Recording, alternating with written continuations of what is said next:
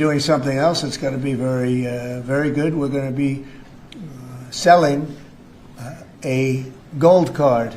You have a green card. This is a gold card. We're going to be putting a price on that card of about $5 million, and that's going to give you green card privileges plus. It's going to be a route to citizenship, and wealthy people will be coming into our country by buying this card. They'll be wealthy, and they'll be successful, and they'll be spending a lot of money and paying a lot of taxes and employing a lot of people. And we think it's going to be extremely successful.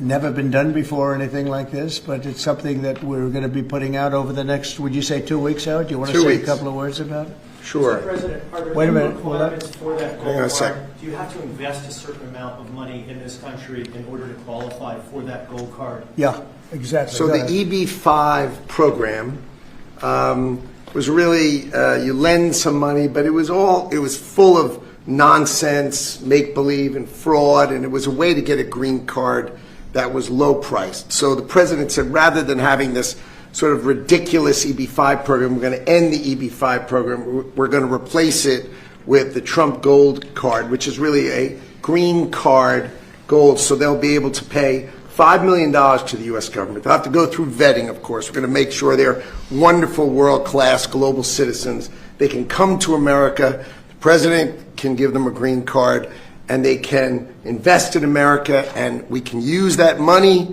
to reduce our deficit. Why do we give out lotteries of green cards? Why do we give out EB-5 for green cards? The President of the United States understands that the right answer is, why don't we eliminate the deficit of the United States of America instead? The gold card, well, millions, but the gold card will bring in with it people that create jobs, very high-level people.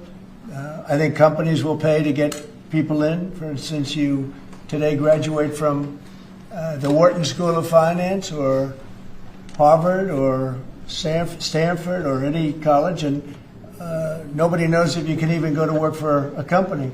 So Apple and all these companies that want to get people to be working for them will be able to buy a card, and for the people that are number one in their class at top schools, I see that as one of the things. But generally speaking, it'll be people with money and people that create jobs, and they won't have to pay any tax on income outside of the United States, which they're not paying right now. They're not citizens, but they'll have to pay if they create jobs in the United States. They'll pay full taxes like everybody else.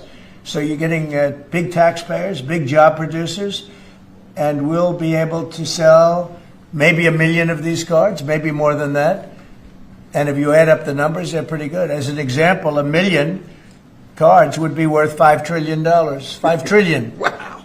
And if you sell 10 million of the cards, that's a total of $50 trillion. Well, we have 35 trillion in debt. That'd be nice. So we'll see. But it could be great. Maybe it will be fantastic.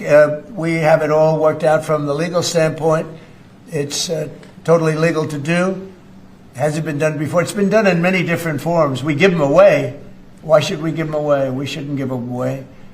And I think it's something very exciting. I think it's potentially